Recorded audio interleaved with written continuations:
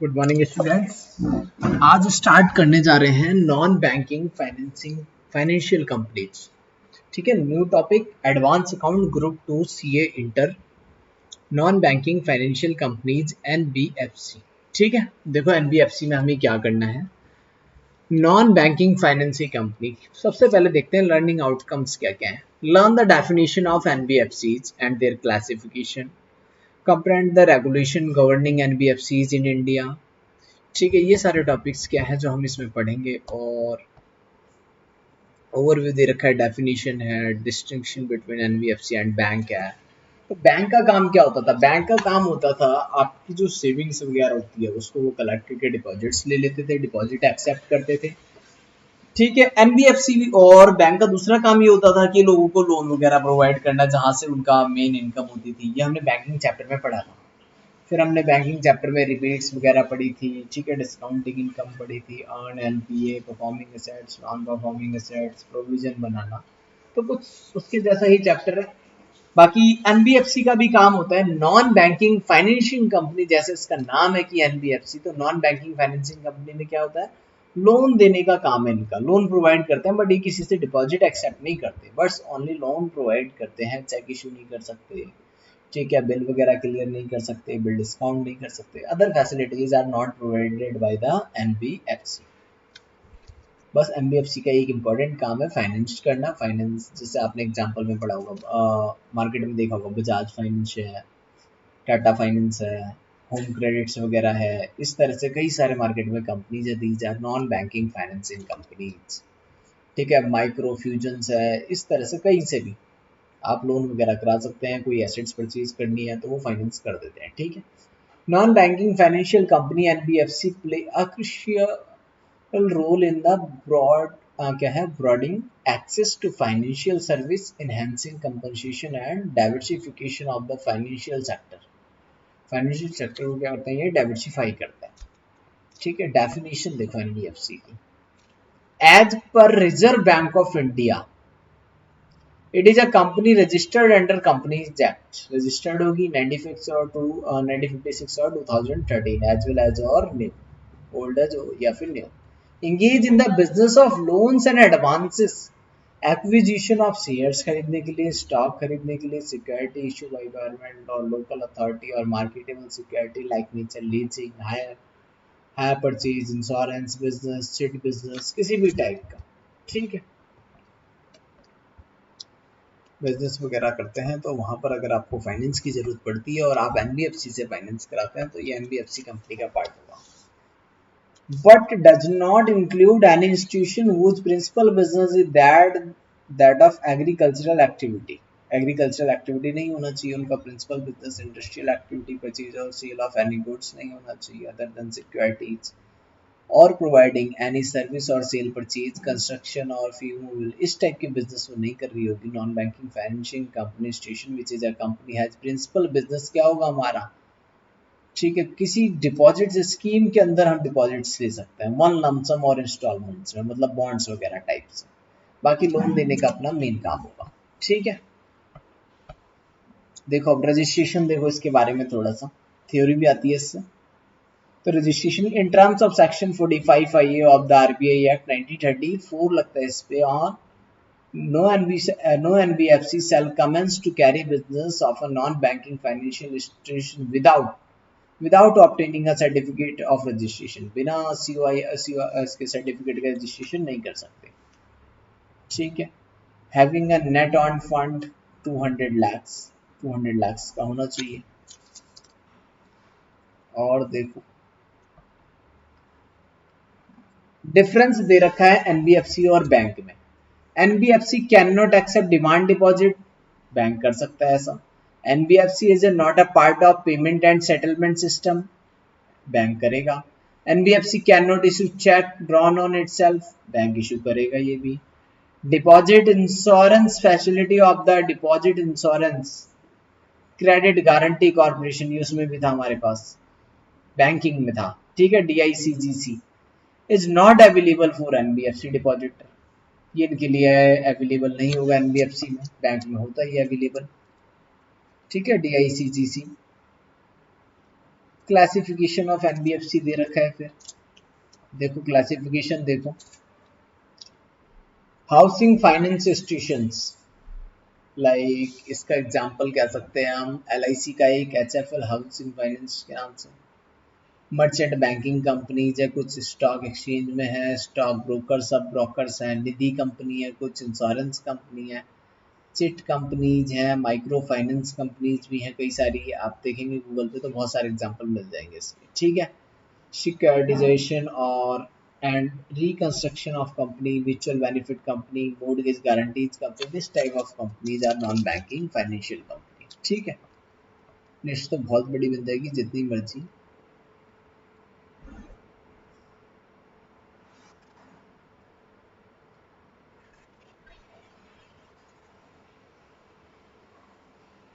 देखो NBFC not registered with RBI, RBI के पास इनको रजिस्ट्रेशन कराना जरूरी नहीं है। किनको? ऑल्टरनेटिव इन्वेस्टमेंट फंड वालों को, इंश्योरेंस को, हाउसिंग फाइनेंस कंपनी को, माइक्रो फाइनेंस कंपनी को, म्यूचुअल बेनिफिट कंपनी को, गवर्नमेंट कंपनीज को, अदर निधि, चिट फंड, ठीक है, सिक्योरिटाइजेशन कोर्स, इन कंपनी को रजिस्ट्रेशन कराने की जरूरत नहीं है। Category of NBFC registered with RBI, normal company act में तो रजिस्ट्रेशन कराना है इनको हर किसी को, बट आरबीआई के पास रजिस्ट्रेशन कराने की जरूरत नहीं थी पार्ट ए वालों को। पार्ट बी वालों को आरबीआई के पास भी रजिस्ट्रेशन कराना पड़ेगा, और कंपनी एक्ट में तो सारी की सारी रजिस्टर्ड होगी, कोई सी भी कंपनी हो। NBFC registered with RBI category in terms of the type of liability और डिपॉजिट्स लेते हो, नॉन डिपॉजिट एक्सेप्टिंग, अगर आप मनी एक्सेप्ट करते हैं पब्लिक से, non deposit taking NBFC bye their size into systematically important 500 crore और मोर, इससे ज्यादा है तब भी आपको रजिस्ट्रेशन कराना है, by the kind of activity they conduct with in the categorisation mention in C, अच्छे ऊपर वाले पॉइंट्स की बात कर रहा है, ठीक है। बाकी एक मिनट,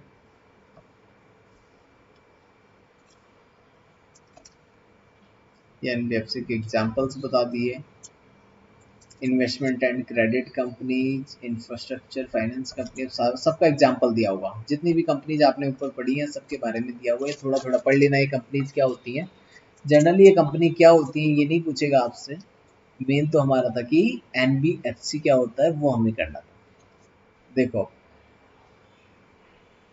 तो अगर मैं बात करूं मिनिमम नेट ऑन फंड का, यहां से स्टार्ट हो रहा है आपका important topic. Minimum net on fund क्या है? On registration of NBFC with the RBI, all NBFC have to comply with certain requirement like maintenance of the minimum net fund, NOF maintain करके रखना पड़ेगा, ये कंपलसरी है। Creation of reserve fund, compulsory transfer to certain percentage of net profit. कैसे निकालोगे? NOF requirement for new company applying of for grant of COR of commerce business of NBFC stipulated at 2 crore. देखो definition देखो own fund की, हालांकि definition क्या है, एक formula है ये पूरा का पूरा। सबसे पहले क्या लिखेंगे आप? पेड अप कैपिटल लिखेंगे, आप मार्क कर देते हैं। Paid up capital preference shares which as compulsory convertible वाले इक्विटी, यानी कि पेड अप इक्विटी भी चाहिए, प्रेफरेंस मुझे वो वाला चाहिए जो कन्वर्ट हो जाए इक्विटी में, फिर मुझे क्या चाहिए? फ्री रिजर्व चाहिए, सिक्योरिटी शेयर प्रीमियम अकाउंट का पैसा चाहिए, कैपिटल रिजर्व भी चाहिए, जो कौन सा वाला होना चाहिए? कैपिटल रिजर्व जो रिप्रेजेंट करता है सरप्लस, कहां से आया हो? सेल परसेंट ऑफ एसेट्स, वो वाला नहीं होना चाहिए। Excluding reserve created by revaluation of assets, revaluation वाला नहीं होना चाहिए, ऐसा कुछ बैंकिंग में भी था, रिवैल्यूएशन रिजर्व, राइट। फिर आगे लिखा है after deducting there from the accumulated balance of loss भी घटा देना है, book value of intangible assets है वो भी नहीं चाहिए मुझे, and other deferred revenue expenditure है तो वो भी हटा देना है। तो क्या आ जाएगा आपका? ओन फंड आ जाएगा, ठीक है। ओन फंड में क्या क्या लिया हमने? इक्विटी शेयर्स लिए, प्रेफरेंस शेयर्स वो वाले लिए जो इक्विटी में कन्वर्टेबल हैं, जो कंपलसरी कन्वर्ट होके ही रिडीम होंगे, ठीक है। देन क्या लिया हमने? सिक्योर शेयर प्रीमियम लिया, capital reserve sale of assets वाला लिया, कोई लॉस वगैरह था तो वो माइनस कर दिया, ठीक है। इंटेंजिबल एसेट्स था वो भी हटा दिया। तो क्या आ गया हमारा? ओन फंड आ गया। नेट ओन्ड फंड देखो, अब ओन फंड में से माइनस कर दो, क्या माइनस कर दो? Investment in share of subsidiaries company in same group of other NBFC, ऐसी इन्वेस्टमेंट माइनस कर दो जो अदर एनबीएफसी में है, हम नहीं कर रहे हैं। Book value of debentures like bonds, outstanding loans and advance including hire purchase, lease, finance made to and deposit with subsidiaries and companies in the same group वाली to the extent such sum exceed 10%। ये numerical करने पे बिल्कुल आसानी से समझ में आ जाएगा, कुछ भी नहीं है। नेट ऑन फंड निकालना बिल्कुल सिंपल है, ऑन फंड में से कुछ चीजें माइनस कर देनी है और कुछ भी नहीं है। ठीक है, अगले पॉइंट्स पे आते हैं, एक बार इसको रफ करते हैं। काफी आसान और काफी छोटा सा चैप्टर, याद करने की चीजें ज्यादा है बस।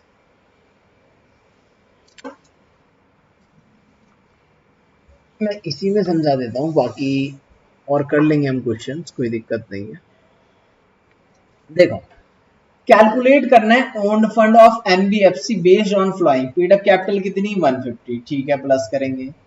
फ्री रिजर्व 250 प्लस करेंगे। कन्वर्टेबल प्रेफरेंस शेयर प्लस करेंगे। रिवैल्यूएशन रिजर्व प्लस करेंगे। टोटल कर दो सबका खत्म 150 250, ठीक है, सबका टोटल कर दो इसका। ओन फंड कैलकुलेशन, अच्छा रिवैल्यूएशन रिजर्व है ये नहीं लेंगे, सॉरी बाय मिस्टेक मैंने बोल दिया, रिवैल्यूएशन रिजर्व नहीं लेना था, अभी मैंने आपको बताया था रिजर्व वही वाला लेंगे जो सेल ऑफ एसेट से अराइज होगा, यानी कैश में जो आ रहा है। रिवैल्यूएशन रिजर्व कह रहा हूं, सॉरी, कोई भी कैपिटल रिजर्व जो कहां से अराइज हुआ हो, किसी एसेट्स को बेचने से हुआ हो, रिवैल्यूएशन वाला नहीं लेना, बस कैश वाला ले लेना है, सेल ऑफ एसेट्स वाला। ठीक है, 150 250 एंड 50।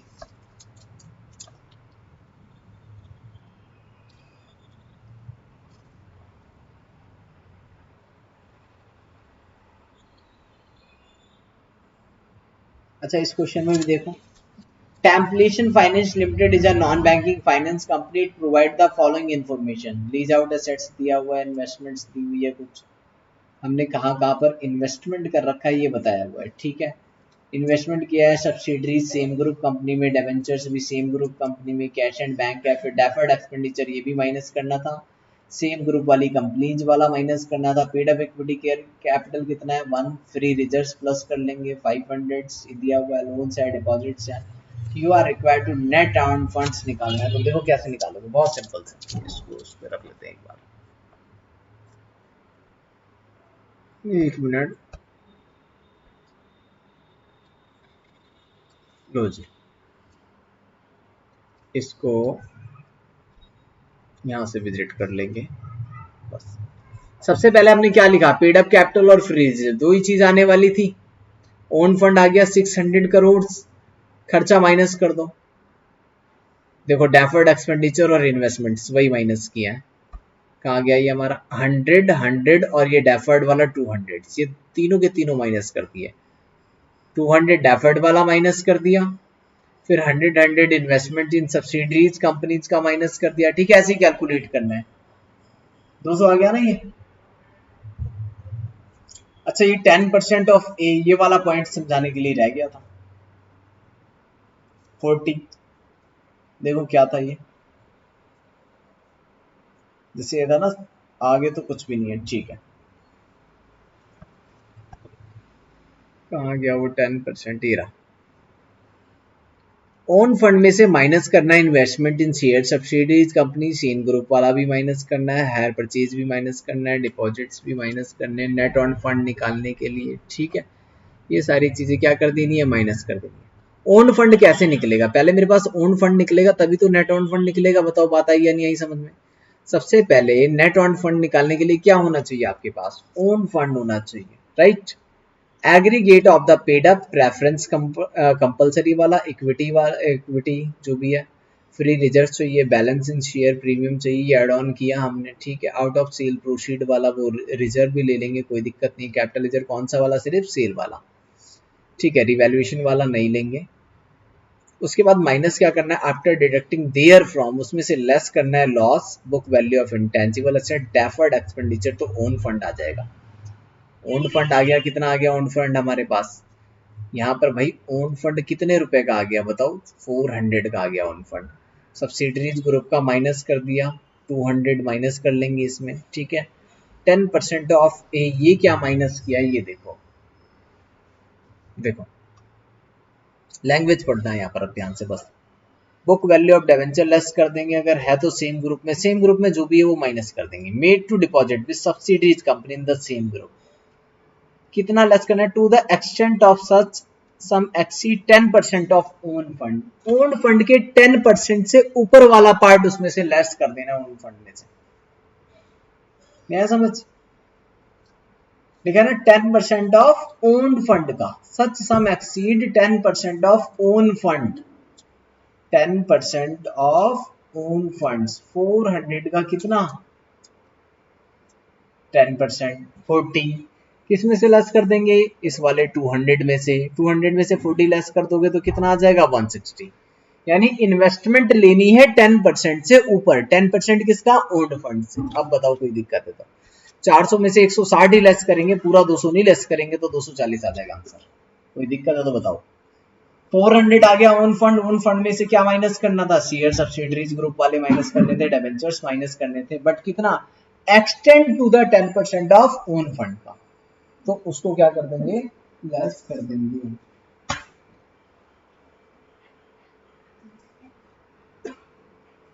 चलो जी आगे।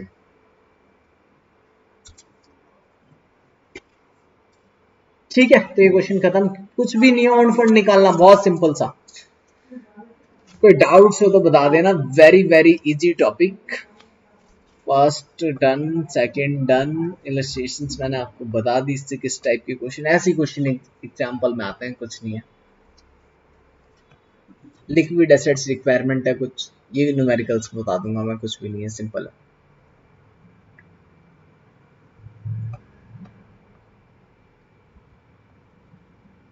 देखो हाँ ये का 9th पॉइंट है जो बहुत ध्यान से पढ़ लेना, ये काफी इंपॉर्टेंट है एग्जाम में 3-4 नंबर का, वैसे टोटल चैप्टर ही 3-4 नंबर में आएगा, ठीक है, लेकिन कभी कभी क्या दे देते हैं थ्योरी दे देते हैं। इंपॉर्टेंट डेफिनेशन कुछ, ब्रेकअप वैल्यू, ब्रेकअप वैल्यू क्या होती है, it means the equity capital and reserve are reduce by, किससे रिड्यूस कर दो, इंटेंजिबल एसेट से, रिवैल्यूएशन रिजर्व से माइनस कर दो, रिड्यूस कर दो, इक्विटी शेयर कैपिटल लिखो और रिजर्व लिखो, उसमें से क्या क्या माइनस कर दो, इंटेंजिबल एसेट्स और रिवैल्यूएशन रिजर्व, डिवाइड कर दो नंबर ऑफ इक्विटी शेयर से, जो भी आएगा वो क्या आएगा, ब्रेकअप वैल्यू आ जाएगी of that company. Carrying cost means book value of assets and interest, जिसपे आपने interest accrued there on but not receive, ठीक है सिंपल है। अर्निंग वैल्यू क्या है, earning value means the value of an equity share, जो equity share की वैल्यू है computed by taking the average of profit after tax, average किसका, प्रॉफिट आफ्टर टैक्स का, reduce by the preference dividend. Okay, यानी कहने का मतलब इक्विटी के लिए कितना प्रॉफिट बचा, सीधा सीधा भाई जितना भी प्रॉफिट आया इक्विटी के लिए प्रेफरेंस वाले का माइनस करने के बाद ही आएगा, आफ्टर टैक्स के बाद ही आएगा। And existed for extraordinary या non recurring items immediately preceding 3 year and the further divide by the number of equity share से डिवाइड कर देंगे। कहने का मतलब है कि इक्विटी का प्रॉफिट रेट क्या आ रहा है उसे कहते हैं अर्निंग वैल्यू, इक्विटी वाले पे डिपेंड होती है ना कंपनी की वैल्यू। अच्छा एक नोट लिखा है यहाँ देखो, अच्छा कुछ यहाँ पर ऊपर भी दिया हुआ था, the of equity share of the investing company and capitalize at the following rate, capitalize कितना करना है इसमें से, प्रॉफिट जो भी प्रॉफिट आया उसका कैपिटलाइज कितना कर दोगे, प्रीडोमेंट मैन्युफैक्चरिंग कंपनी है तो 8%, ट्रेडिंग कंपनी है तो 10%, in case of another company non banking तो 12%, राइट, 8, 10 एंड 12, मैन्युफैक्चरिंग में 8, ट्रेडिंग में 10, अनदर अनदर कंपनी में 12। इफ इन्वेस्टिंग कंपनी अगर लॉस मेकिंग कंपनी है तो अर्निंग वैल्यू 0 लेनी है, नेगेटिव मत ले लेना। फेयर वैल्यू क्या होती है फिर, fair value means the mean of the earning value and the breakup value, कुछ ठीक है।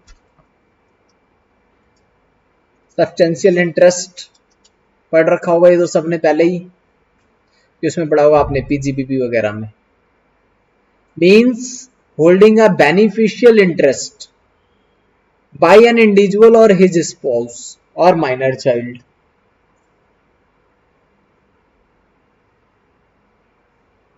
whether single or taken together of the share of a company, the amount paid up on which exceed 10% of the paid up capital of the company, the capital subscribed by the all partners of partnership firm।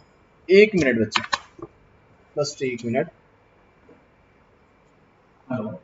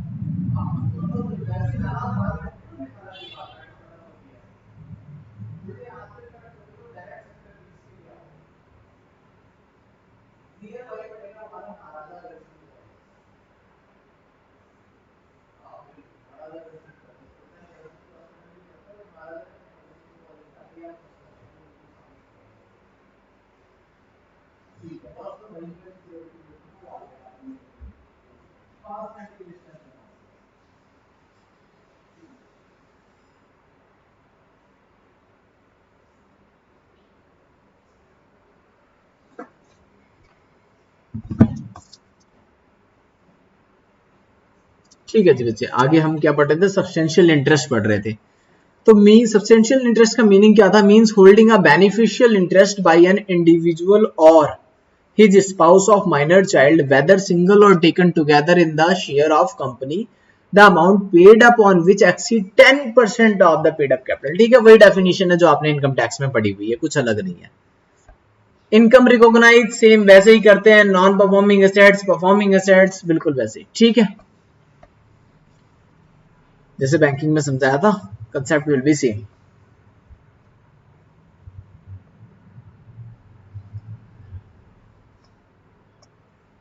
बाकी income from investments होती है, accounting for investment. एक minute, देखो यहां से अपना काम start है फिर से। एसेट्स का क्लासिफिकेशन कैसे करना है? Every NBFC shall taking into account the degree of well-defined credit weakness and extent of dependence on collateral security for realization, classify its lease hire purchase assets, loans and advance and any other form of credit into the following case, namely standard assets, substandard assets, doubtful assets, loss assets। चार तरह के assets है। Standard assets, ठीक है, simple, means and assets in respect of which no default in repayment, कोई default नहीं होता इनकी रीपेमेंट्स में, उसको क्या कहेंगे हम? स्टैंडर्ड एसेट्स कहते हैं। ठीक है, सिंपल है, मीनिंग वही है जैसे वहां पर था। बैंकिंग में आपको मैंने समझा दिया था, सेम कंसेप्ट वैसे ही यहाँ पर भी है। स्टैंडर्ड एसेट्स होती है कुछ जो टाइम पे कर रहे हैं, सब स्टैंडर्ड एसेट्स हैं कुछ। ठीक है ना, ये लिखा देखो, assets which has been classified non performing assets period not exceeding 12 months। अभी 12 महीने नहीं हुए हैं तो उसको कहाँ पे डाल देंगे हम इसको? सब स्टैंडर्ड एसेट्स में। एक मिनट आगे देखते हैं अब, एक मिनट।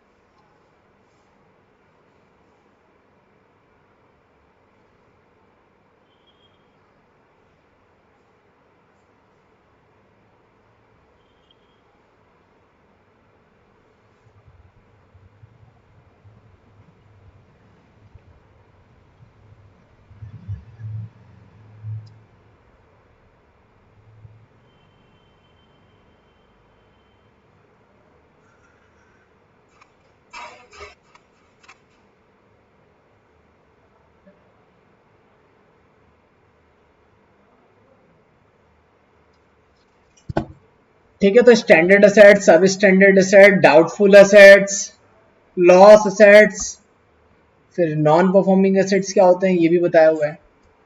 ठीक है, जिन बच्चों ने भी बैंकिंग पढ़ा था मेरे साथ लास्ट, तो उनको कोई प्रॉब्लम नहीं आएगी समझने में बिल्कुल भी। Non performing assets, non performing asset जो टाइमली पैसे वापस नहीं कर रहे, ठीक है, इसके बारे में पढ़ लेना, कितने दिन में नॉन परफॉर्मिंग बनता है, कन्वर्ट कितने बारे दिन में होता है, जो नॉलेज के लिए काम आएगा, वैसे ज़्यादा कुछ रेलिवेंट नहीं है। अब देखें आगे, loan and advance other credit facility including bill purchase and discount, loss assets है, डाउटफुल असेट्स है। कितना प्रोविजन बनाओगे आप? 100% प्रोविजन, जैसे पहले बनाते थे, कोई दिक्कत नहीं है। ठीक है, period for which assets has been consider as doubtful, up to 1 year तक 20%, मोर देन 3 इयर्स तक 30%, मोर देन 3 इयर्स पे 1 to 3 इयर्स तक 30%, मोर देन 3 इयर्स पे 50%। बैंकिंग वाले रेट नहीं है, रेट डिफरेंट है, तो डिफरेंट डिफरेंट याद करने हैं और बैंकिंग से मिक्स मत कर लेना। ठीक है, सब स्टैंडर्ड पे कितना बनाओगे आप? 10%। तो मैं इसको एक बार में इसकी पीडीएफ ही बना देता हूँ। देखो यहां से डाउटफुल एसेट्स पे ये आ जाएगा, और फर्स्ट वाला था हमारा लॉस एसेट्स, ये आ जाएगा 100%। एक मिनट, यहाँ डाल देते हैं ना इसको, ये लो, लॉस एसेट्स पे 100%, डाउटफुल वाले पे कितना, रेट डिफरेंट है, 100% होता है। जो नॉट कवर्ड हो उस पर 100% बनाना है। सिक्योर्ड वाले पे जो कवर्ड होते हैं उस पर भी 20, 30 और 50।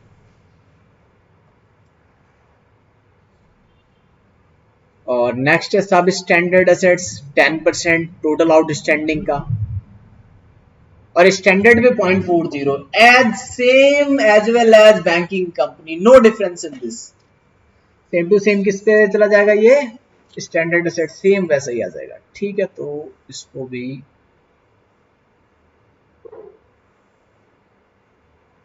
अच्छा, एक और भी नीचे नोट भी है, वो भी मैंने ले लिया। देखो क्या है, सब स्टैंडर्ड पे तो 10% था, बाकी 40% लिखा है। As a non banking financial company, non systematic important non deposit taking company होगी रिजर्व बैंक की, रिजर्व बैंक से। तो डायरेक्शन 2016 एवरी एनबीएफसी सेल्स में कितना करना है फिर स्टैंडर्ड पे? 0.25। सिंपल, कैटेगरी बता दी है तो 0.25 बना लेना इसमें। ओके,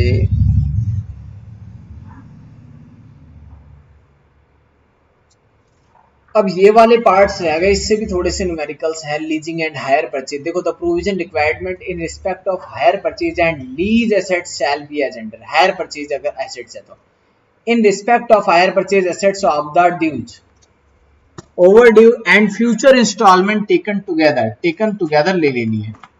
क्या लेना है? The finance charge not credited to the profit and loss account and carry forward as unmatured finance charges, अनमैच्योर्ड finance charges से रिड्यूस करना है। दूसरा, the depreciated value of underlying assets, वो भी करनी है, शैल बी प्रोवाइडेड फॉर।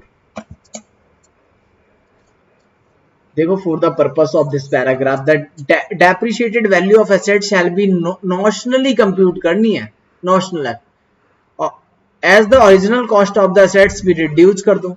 कैसे reduce करोगे? By depreciation at the rate of 20% per annum, straight line से लगाना है। इनकम टैक्स कुछ और कहता था, अकाउंटिंग कुछ और कहती है एनबीएफसी की। कितना लगाना है भाई? 20% डेप्रिशिएशन लगाना है। यहाँ पर एसएलएम से लगाना है आपको 20% डेप्रिशिएशन। ठीक है, तो नॉशनल डेप्रिशिएशन घटा लेंगे, एक्चुअल घटाने की जरूरत नहीं है फॉर दिस पर्पस।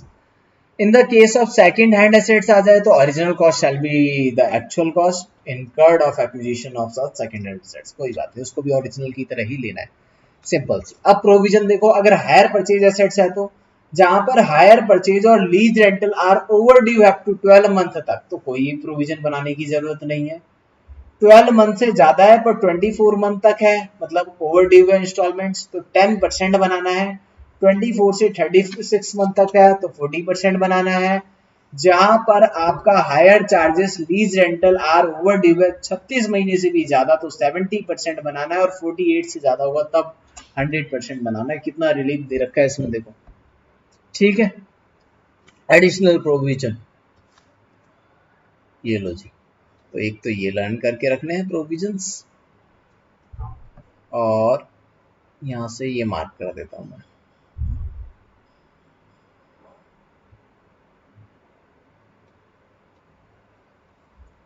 बस ठीक है।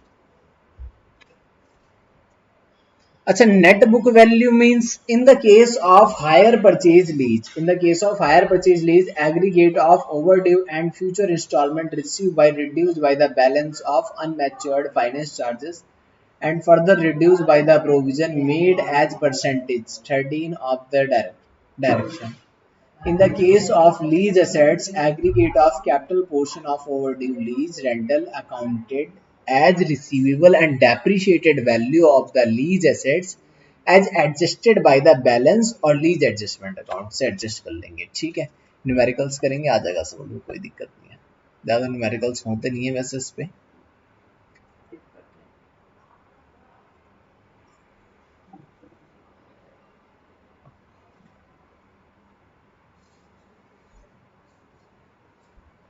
अच्छा देखो एक क्वेश्चन कैसा दिया ये,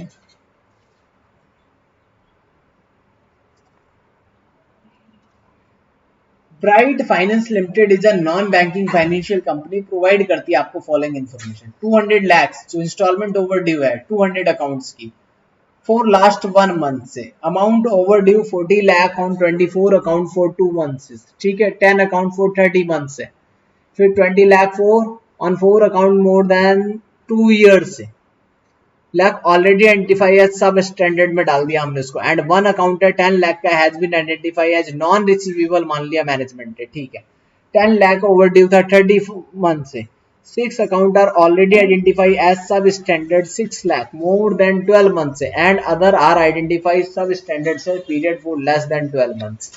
तो क्या करना है, क्लासीफाई करना है, जितने भी अकाउंट्स बोले हुए हैं 224 4 अकाउंट्स वो सारे के सारे लिख लेने हैं यहाँ पर, स्टैंडर्ड में डाल देने और सब स्टैंडर्ड में डाल देने अकॉर्डिंग टू पीरियड्स। ठीक है, पीरियड पढ़ लेना है और पीरियड के अकॉर्डिंग 1 2 मंथ्स है तो कहाँ पर इसमें डाल देना है, कैटेगरी बना के दे देनी है टोटल, सिंपल सा है, कुछ नहीं आइडेंटिफाई करना है, फिर प्रोविजन बनाने के लिए बोलेगा। अगला क्वेश्चन शायद ये, while closing its books of account on 31st March at non-banking financing company advance classified सब स्टैंडर्ड्स, ठीक है, क्या मांगा इन पे, प्रोविजन मांगा है तो प्रोविजन बना देना एज पर गिवन रेट, इसमें कुछ भी नहीं करना, question is very simple, standard पे 0.25, सब स्टैंडर्ड पे अपना 10, ठीक है, सिक्योर्ड पोर्शन है फिर 1 year 2 year 3 year जितना भी बोला है, लॉस एसेट्स पे 100%।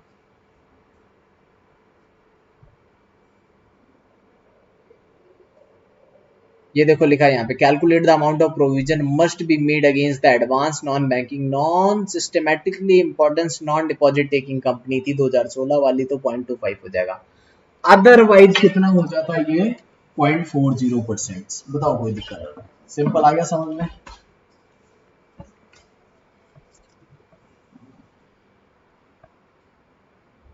ठीक है, अगला क्वेश्चन भी कर लेना, प्रोविजन वगैरह के क्वेश्चंस कर लेना।